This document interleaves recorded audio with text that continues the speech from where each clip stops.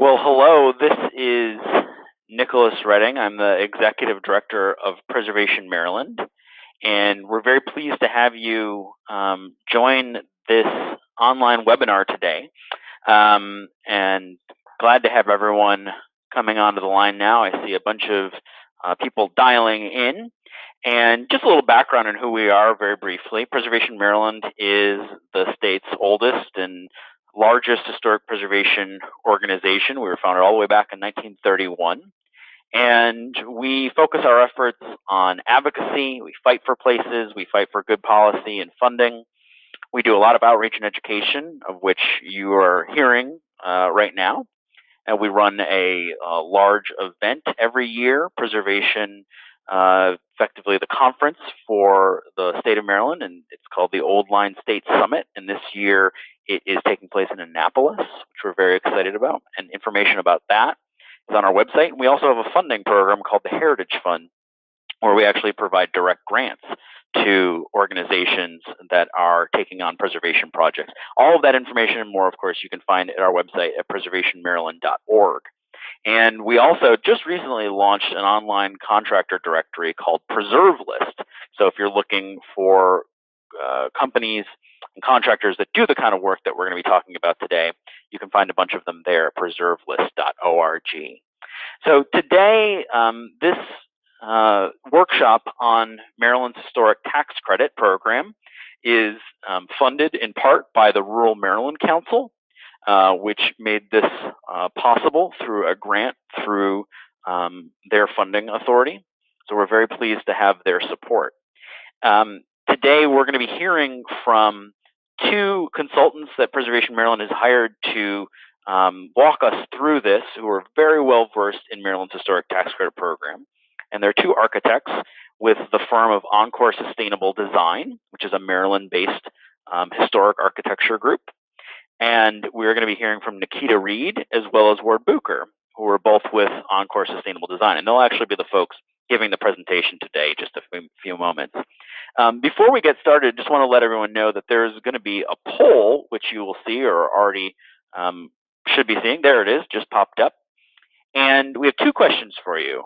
Of the two different programs, or both, that fall under our tax credit program here in Maryland, we have a residential, so if you live in the house, or a commercial, sort of your Main Street type business place. Which of those two are you most interested in? And that'll help us sort of decide how much weight we put on either one of those during the discussion.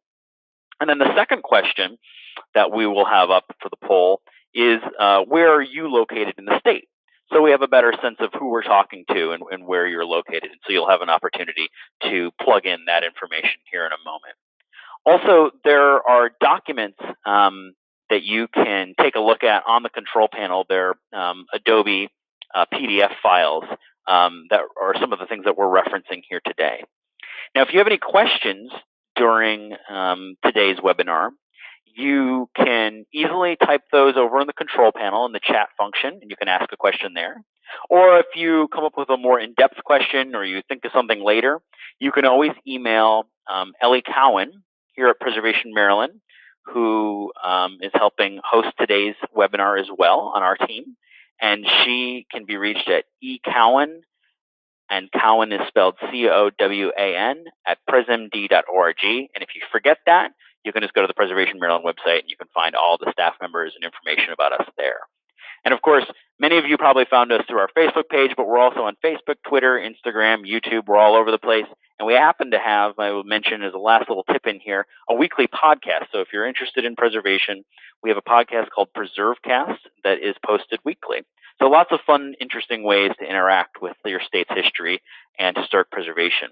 So without further ado, I am going to turn this over to Nikita Reed at Encore Sustainable Design to talk a little bit about Maryland's Historic Tax Credit Program. So Nikita, if you want to take it away. All right, well, thank you, Nick. And thank you all for voting and which homeowner or which tax credit you're most interested in. It looks like 59% are more interested in the homeowner, 9% in commercial, and 31% in both. And Ellie, if you want to go ahead and put up the, there we go, the next poll question. So if you go ahead and take a couple seconds, answer which region of Maryland you live in, we'll get a sense of who we're talking to. All right, and we'll close the polls in 3, 2, 1. All right, so a lot of people from Central Maryland. That's great. Good to know. Well, thank you for that. All right, so Ellie, if you want to go ahead and transfer it over, I will start sharing the screen. Hang on one second. So here's photos of me and Ward in case you're curious what we look like.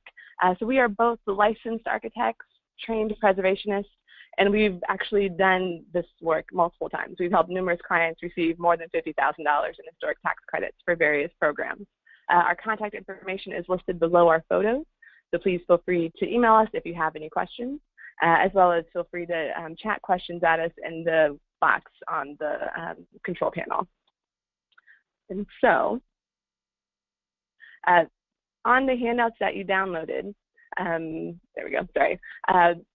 There are some acronyms. There are the definitions of the Secretary of Interior Standards for Rehabilitation, which is even though there are 4 guidelines from the Secretary of Interior Standards, the ones that are for the tax credits are specifically for the rehabilitation. So this is what the handouts look like. This is the quick reference. Preservation has a lot of acronyms. So as we're talking today, if you are curious of what MHT or SOI or HTC, what any of those things stand for, you can refer to the handout.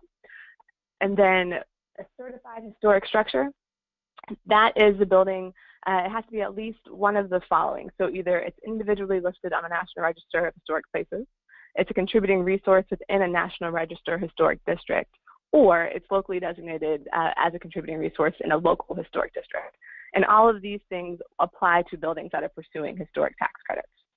In terms of green infrastructure and green technology being added to buildings, so the bottom paragraph here talks about how solar panels, wind turbines, or other green technology could potentially be used for the historic tax credit, and it depends on whether or not those systems are integral to the working of the building. And so that's on that handout. The next page of the handout, there are costs that are usually eligible to be qualified rehabilitation expenditures. Those are listed on the left-hand side. And then costs that are usually not eligible are listed on the right-hand side. And some of those things include acquisition, landscape, furniture, things like that. And then, of course, these are the Secretary of Interior Standards for Rehabilitation. And then the last 2 handouts are ones that are directly from the Maryland Historical Trust. The orange one is about the small commercial tax credit, and then the blue one is for the homeowner tax credit. And again, all of these are PDFs that you can download from the control for your effort.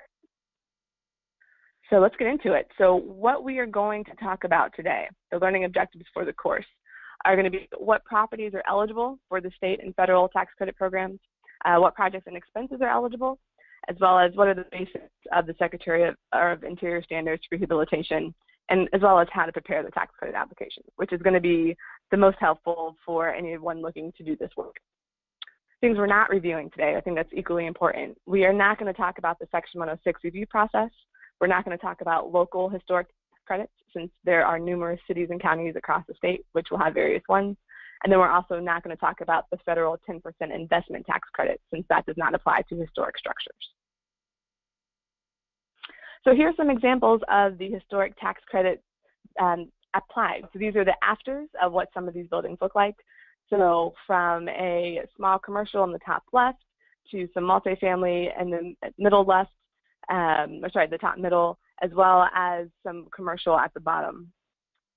But this is what they look like before. So we always like to make sure people realize that the building does not have to be in great shape or beautiful or done even to pursue the historic tax credit. Oftentimes, the more work the building needs, the more strength the application will have for pursuing the tax credit. And some tax credit basics.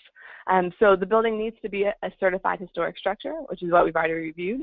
And for the state and federal historic tax credits, they are claimed by an income-producing entity over a 5-year period. One of the big caveats with the historic tax credit program is that any design changes on the interior and exterior They need to be reviewed by the Maryland Historical Trust, and those changes must adhere to the Secretary of Interior standards. The design changes, if they do not conform to the Secretary of Interior standards, then there is potential for the tax credit to be denied or even recaptured. There are different applications for local, state, and federal tax credits. So even though it's similar applications or similar information, the application forms themselves are quite different. Applications typically have a Part 1, 2, and 3. And a very important thing is that no work should begin, and by work we mean no construction, should begin until Part 2 of the application has been certified by the Maryland Historical Trust or the National Park Service. Here's a matrix of the different programs that we're going to go through today to give you a better sense of which program could be applicable to which project. So if you are a homeowner, then you could apply for the Maryland Homeowner Tax Credit, but not for the small commercial, the state competitive, or the federal tax credits. If it's a small commercial tax credit, you could apply for obviously the small commercial one, but not the homeowner, not the state competitive, but you could also do the federal. So the important thing about this one is that you can do the state tax credits and the federal tax credits and combine those together. And same with the large commercial tax project. So that's one where you could apply for the state competitive as well as the federal. And so for the large commercial, so let's do some of the program comparisons. So for the homeowner tax credit, you can receive up to 20% of your QREs. You can refer to the handout for what is eligible for that. It's a non-competitive process, so you are not competing against other people who are also submitting a homeowner tax credit application. There's a rolling application submission deadline, so you can apply anytime during the year. For this tax credit, you have to have a minimum of $5,000 of eligible expenses to qualify, and you can only recoup $50,000 within a 24-month period. And MHT typically takes about 30 to 45 days to respond to applications. Moving on to the small commercial tax credit, it's similar to the homeowner in that you can still receive 20% of the QREs. It's not competitive, rolling application submission. And this one for the small commercial, your QREs can't exceed $500,000. The property must be income producing, and no more than 75% of the building can be used for residential rental purposes. So for instance, if you had a shop on the ground floor and then some living above, that could be fine as long as the residential piece does not exceed 75% of the building. For the Maryland State Historic Tax Credit, which is also known as the state competitive one, this one you can receive up to 25% of the QREs, and that extra 5% really applies for if you are doing a high-performing building and pursuing a LEED Gold or higher. It's a competitive process, so that means you are competing for the tax credit with all of the other applicants who submit the state competitive at the time. Each credit is capped at $3 million per project, and just for reference, the entire program typically has somewhere between $10 million to $13 million historically. And this year, actually, I think the budget has decreased to $9 million, unfortunately. There's an annual summer application that all projects that are pursuing the state commercial competitive tax credit have to be in by. The building must be income producing, and then the awardees are typically announced by the governor in mid-January. For the Maryland state one, nonprofits can use this either through syndication or actually they can just get a refund check back from the comptroller.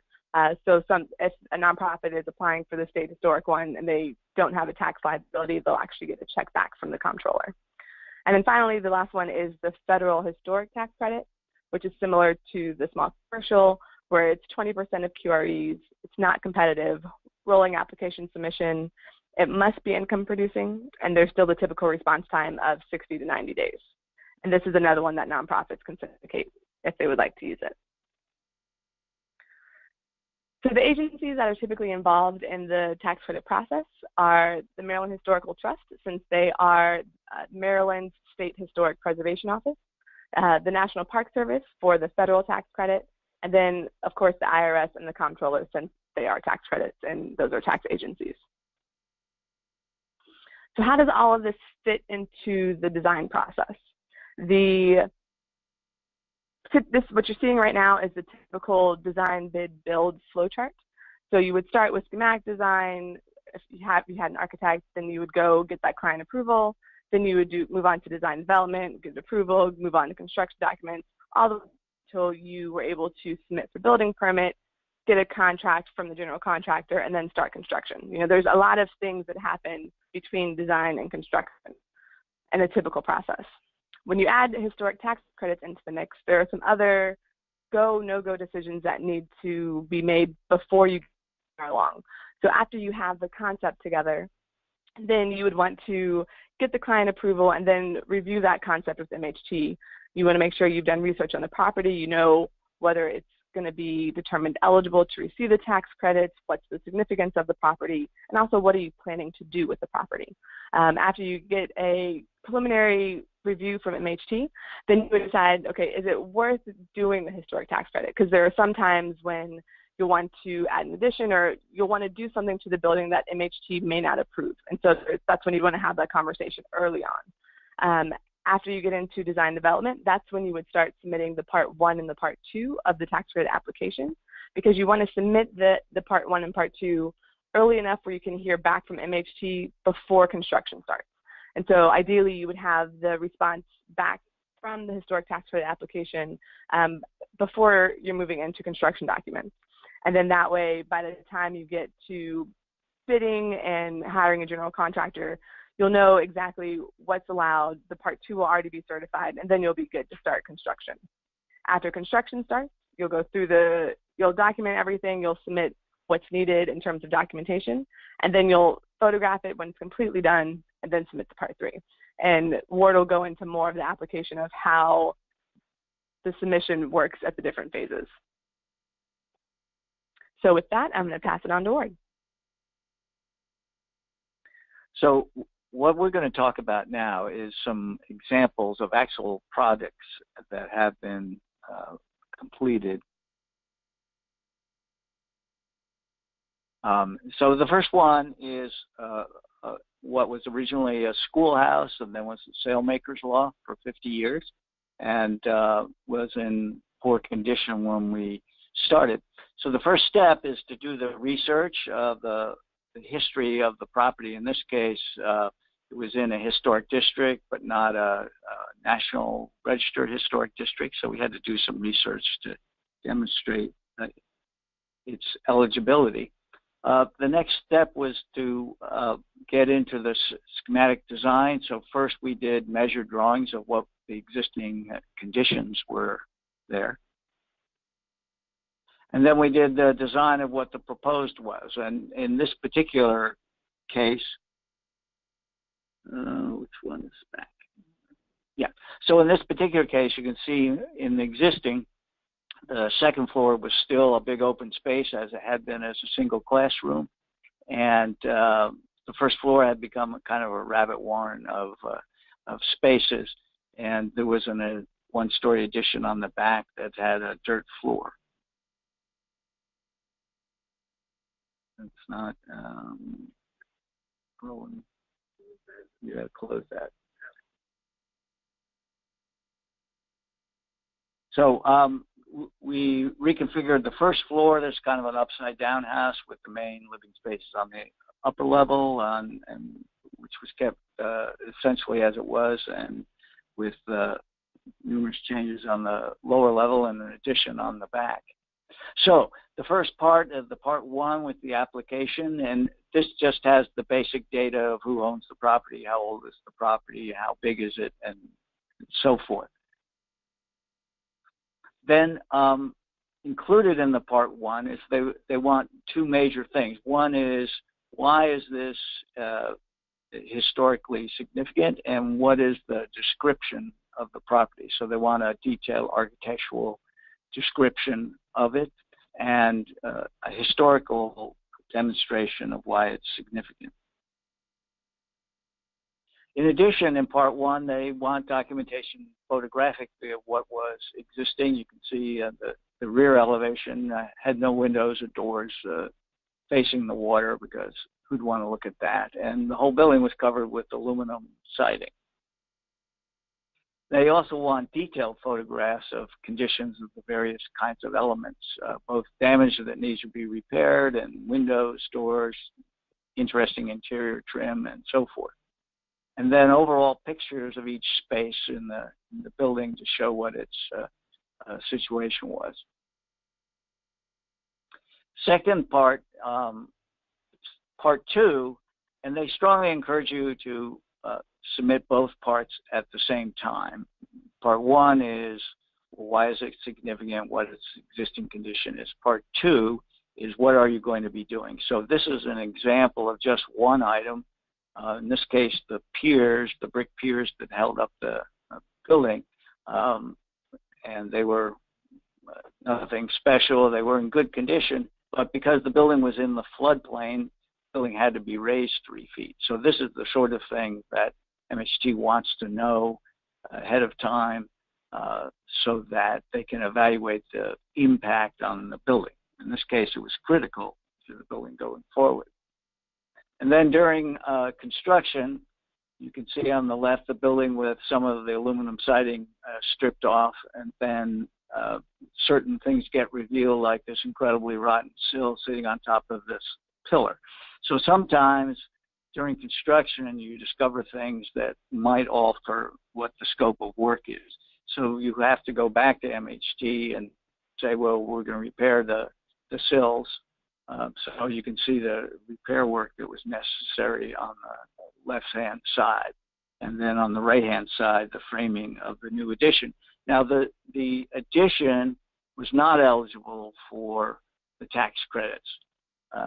It only applies to the existing historic fabric. And then here's some after photos of what the building looked like on the outside. And then that space on the inside on the left is the after photo, and the right what the before photo was. So this was a homeowner tax credit. Then as part three is all done, you want to ask for the money. So this is the certification application. You can see, if you look at the date, you see, as shown on this form, that it started in 2001 and ended in 2005. Well, that was kind of a problem because you can only get your return on expenses within a 2-year period. So the form is actually not correct. But here is where you're calculating what the total amount of your expenses were. The total allowable credit was only is on a basis of $250,000 of expenses, which 20% of that then equates to maximum $50,000 within a 2-year period. So similar to this is the Maryland small commercial tax credit. So this example is a building that was built probably around 1824 and expanded with many different additions over the years. It was in a commercial area. The second floor, the photo on the right, had been completely gutted by a previous owner, took out all the original trim and so forth, whereas the first floor had some of the original materials there. And this is just a shot to show you all the many. There's 6 additions on the building over time, and plus a shed there. But one of the interesting things with the small commercial tax credit, you can get both a tax credit from the state and from the federal government, which can be added together. So this is an after. You can see in this particular case, we were able to save the floors, the original doors, but we didn't try and guess at what the original trim was around the windows and doors, because that would be conjectural. So we just used something really simple there. And then this is a view of the front of the building after the construction work was done. You'll notice the new fence, that had to be reviewed and approved by Maryland Historical Trust, but the costs for the site work aren't eligible for the tax credit. That's one of the rules. So there are certain things that are eligible and certain things that are not eligible for the receiving the tax credit. And then when you submit the Part 3, they want a very detailed summary of what the various costs were. So this is a very partial spreadsheet. On the left-hand side are the check numbers, then the date of the check, then who it was written to. And then the fourth column, you see there's a bunch of numbers. Those refer back to the Part 2, where you've numbered each feature of the building. So some work you do may apply to all the features, and some work may only apply to one or two features of the building. And then they want to know a brief description of, well, what was the work that was done. And then the last three columns are what's the total expenditure amount, what's the qualified expense that you can get a tax credit for, and then what are the unqualified expenses. So, for example, the fence I showed you was one of the unqualified expenses. So then you total those up. And then there's also some lines for other sources of income, which would be, for example, local government funding or insurance proceeds. Say you'd had a fire and you got money from that. Those sources of funding would be deducted from your qualified expenses that you come out with at the bottom. So the very last number at the bottom then goes on to the front page of the Part 3 to ask for your tax credit. So, Nikita, do you want to explain the calculations here? All right, so to give you some numbers and put this a little bit in context, let's say for the small commercial tax credit, you had $500,000 of eligible costs. And then you knew for the small commercial, you could get 20% of those eligible costs would be eligible for the tax credit. So that's $100,000. There may be some tax credit related costs in terms of lawyers or accountants or anything like that, any soft costs to do the paperwork for the tax credit. That stuff would be eligible to be part of the qualified rehabilitation expenses, but that would still end up netting the tax credit to you about $80,000. So we just wanted to put one simple slide in here to kind of show you how the numbers would work out and what the net tax credit benefit would be. So with that, I'm going to go ahead and continue on to the state competitive tax credit. And for this one, there are some stipulations for this program which are a little bit different than the other ones, particularly that no more than half of the program budget can go to projects located inside of Baltimore. So for instance, if the budget is $9 million, then no more than $4.5 million can go to Baltimore projects, because we want to make sure that the money is being spread across the state. And just for your reference, for fiscal year 17, 8 projects were awarded out of more than 15 that applied. And then you get the extra 5% for high-performing buildings. So this is the one where instead of 20% eligible of the QREs, it's actually 25% eligible. And that's for buildings that are LEED Gold or equivalent. So we wanted to give you some examples of previous winners before. So here is the packing plant in Cambridge. And this is the before shots of this project, the St. Peter's School in Baltimore, and then also the Castleton, Maryland project in Hyattsville. So very different parts across the state, but the buildings on the interior are all in not great shape. One of the jokes that we have in the office is that the state competitive is often the ugly contest, because the worse shape your building is in, the more competitive it is to apply for the tax credit. There is a desire to see buildings brought back to life and to really show that the tax credit is making tangible good in different communities. So that's why they're looking for buildings that are blighted and in bad shape. And here's an example of a previous winner where we were able to renovate the interior. So you can see the before on the left and then the after on the right. And so this is now the headquarters for Castleton, Maryland. So one of the things that we've mentioned a couple times is that you can syndicate a tax credit if you are a nonprofit and you're looking to be able to utilize the historic tax credit. Obviously, nonprofits don't have a tax liability, so they're able to partner with a tax credit investor, where the investor would then give equity to the project, so give funds to the project, and then they would take the tax credit out. This is a slide that tries to simplify the relatively complicated process of syndicating a tax credit. but we will leave this up for just a couple more seconds, and feel free to contact us if you have more questions about this one. So let's talk about what happens when we are doing just the state credit. So for this one, let's assume we now have eligible costs of $1 million. And then we're going for the 25% state tax credit. So we could get basically $250,000. And let's assume that there's about $40,000 of tax credit related costs. So there would be a benefit of $210,000. But let's assume that you are a nonprofit and you wanted to syndicate it. So you could potentially syndicate that $210,000 to an investor where they would basically buy the tax credit for 90 cents on the dollar. So potentially it could be that you would get $189,000 from an investor to go into your project.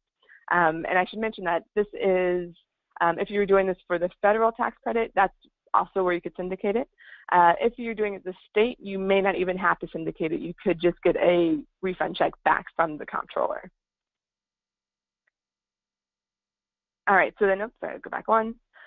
So for the federal tax credit, it is very similar to the state tax credit. And we're going to go on to just the 20%. And in this one, it's the same process and it's really the same information, but there are completely different applications. So a lot of times what you'll do is you'll copy all the information from the state historic tax credit application and you'll move that on to the federal historic tax credit application. And so seeing the numbers again, taking that same $1 million eligible cost project from the state one, if you were combining the state and the federal tax credits together, you'd still have some tax credit related cost, but your net benefit would be that much higher. So it could be $110,000. And then if you were to sell that to an investor, then that could be potentially $369,000 in equity to the project to get the project going. And so one of the things that we wanted to go over, just because we know that was a lot of information, very quickly.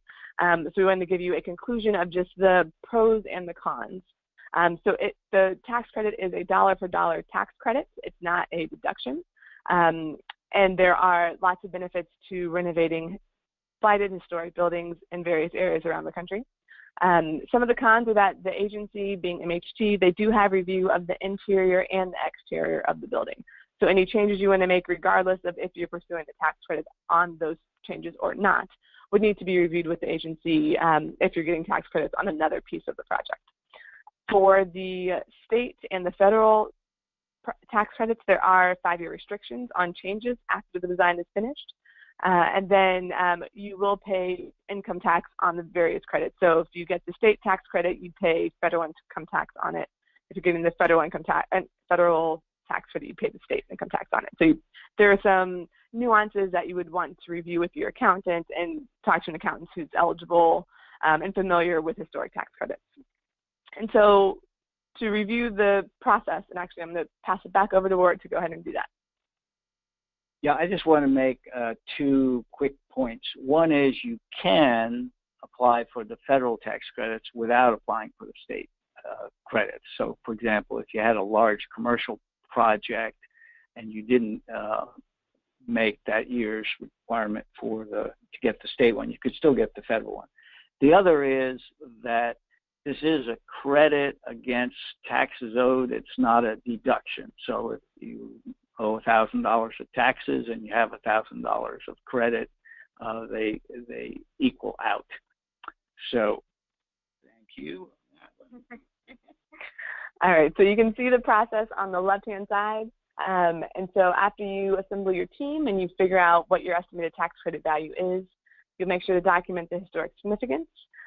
You'll prepare your parts 1 and part 2, submit to the Maryland Historical Trust. You'll start construction after you get parts 1 and part 2 approved, and then you'll prepare your part 3 after construction is complete. And then it's the tax credit, you would use that on your income tax returns. So with that, that was a lot very quickly, but we're going to go ahead and leave up the different logos. So thank you to Preservation Maryland for having us on for this one.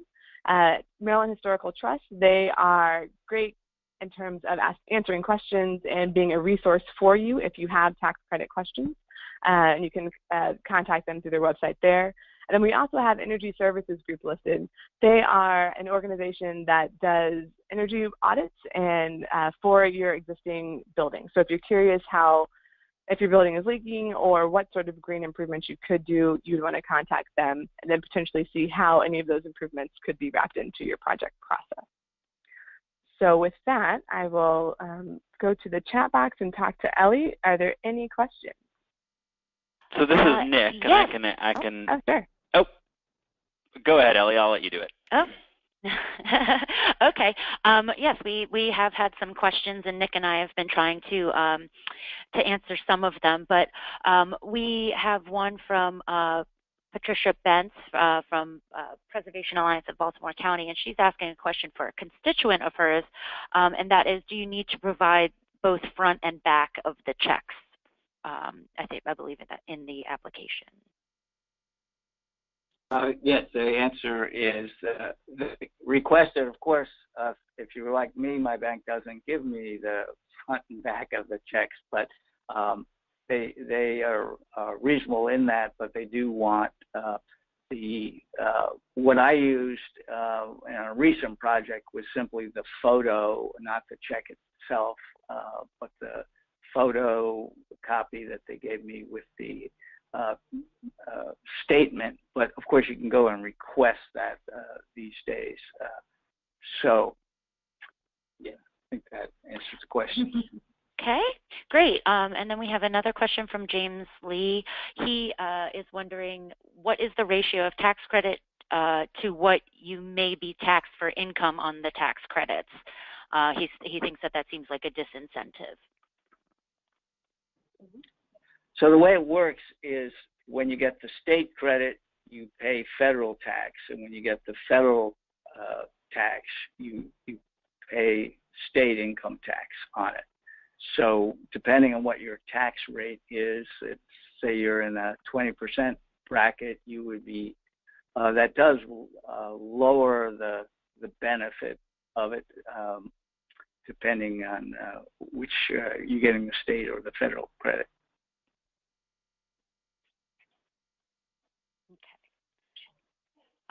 And then if that wraps that up, we have another question. If the project will only affect the exterior, the facade of the building, are they still required to submit photos of the inside of the building? Yes, they still want to see everything because they are going to come look, or at least look at the photographs of before and after of the interior, just to see that there wasn't other work that you decided to do later that might not have gone through the approval process. Okay. And then we have another one, lots of questions. This is great. What happens if your tax liability is less than the credit? For the Maryland tax credits, for the homeowner Maryland tax credits, then the state will write you a check if you're not using all of the tax credit. Okay. And we have another one here. Are you required to use a licensed contractor versus a craftsman in preservation? The programs don't address the legalities of building permits and contractor licenses and so forth. There'd be other regulations that would do that. Okay.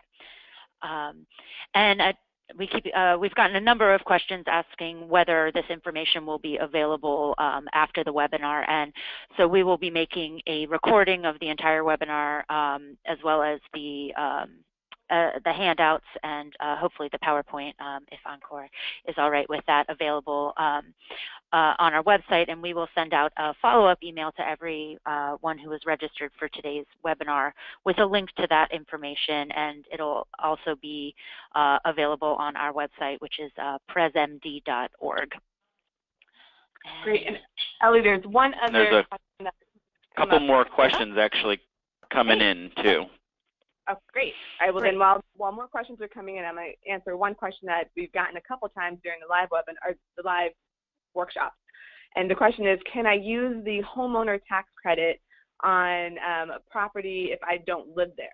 And so the answer is that you can use the tax credits on your primary or secondary residence, but not on your rental. So if you own a couple different properties that you're renting out, you wouldn't be able to use them on that. You might want to also address the question of what if you sell your house? Oh yes, that's another one that happens. So for the state, the small commercial, and the federal, you are limited within a 5-year time frame of making changes. And if you do make changes within those 5 years, then there's a potential for the tax credit to be recaptured on those particular ones. However, on the homeowner tax credit, if you get the tax credit and then you sell your house because you get transferred or for any reason, you do not have to worry about getting the tax credit recaptured. It's fine. You can get the tax credit and sell your house, although I should put that caveat that MHT does not recommend that. They would want you to stay in your home after you get the tax credit, but you're allowed to move after you get the tax credit within that 5-year or 2-year period. And then another question that we have here is if I do the work myself, can I get credit on the materials? Definitely on the materials, but not your own labor. Okay. And then also, how long does it usually take to get the check from the state for the MHT credit? Well, it has to do with when you are filing your returns. If you file your return on April 15th, that may take a couple of months, but it's not, typically, in our experience, a very lengthy period of time.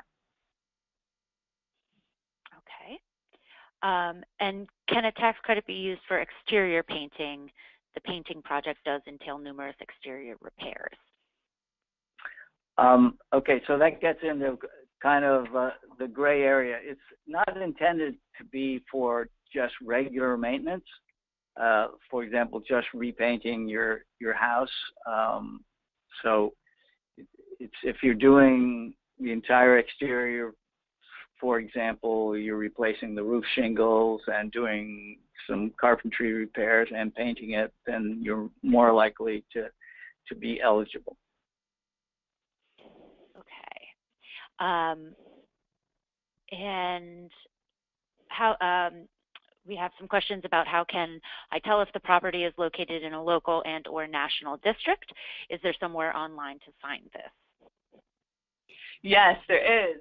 And actually, so you can go to MHT's website and search their Maryland Inventory of Historic Properties, or you can even go to Maryland Medusa. I believe it's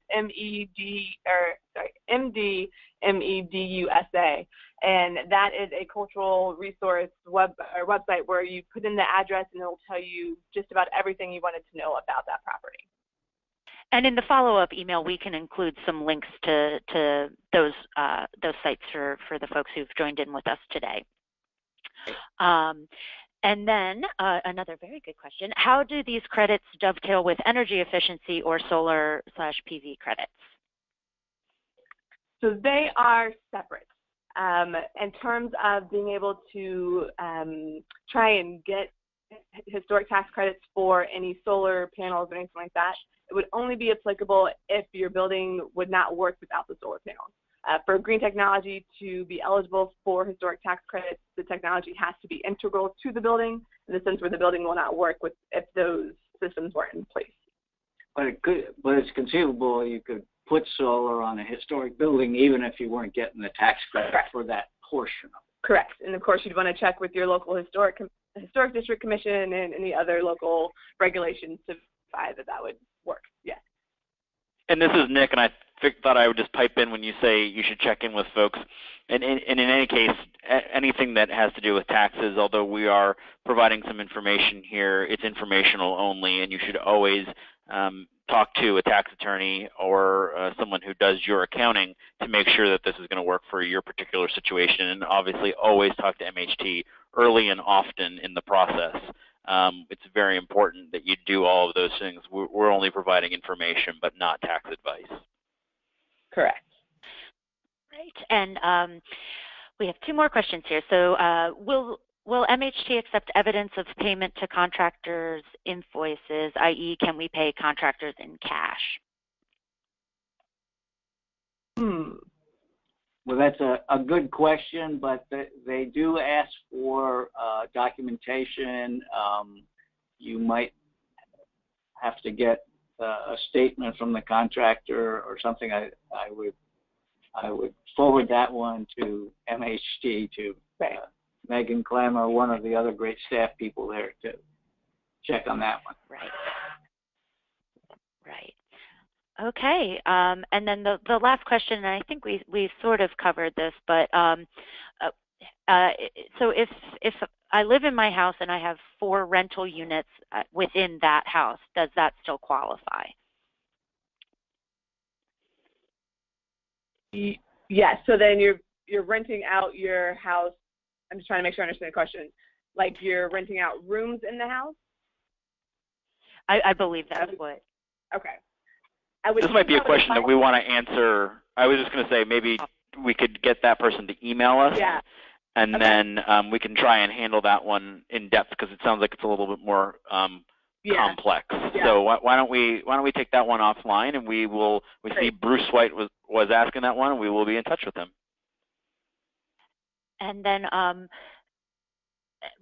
this is how does MHT handle documentation of payment to contractors that were done via a bank renovation loan? Well, usually a bank renovation loan, the owner pays for the work, and then the bank reimburses them. So there would be the normal paper trail of the payments in those situations. And that's another question that if Claudia wants to follow up with us by email, we'd be happy to continue that conversation offline. We've gone about 50 minutes now, and we greatly appreciate everyone listening in. We kept a good chunk of you here to the very end. And if you have any further questions, feel free to follow back up with us or our friends at Encore Sustainable Design, who might be willing to take you on as a client if you have a project in mind. And we will be sending, as Ellie mentioned, a follow-up email with all the information and links and contacts that you may need to take this on. And again, as I say, this is just all informational, but we hope that it's opened your eyes to a potential source of funding for taking care of and investing in historic properties. And we hope to have you on the next webinar, which will hopefully be in the not too distant future on another interesting topic, and hope to see you at a Preservation Maryland event in the near future. Thank you everyone for joining us today, and have a great day.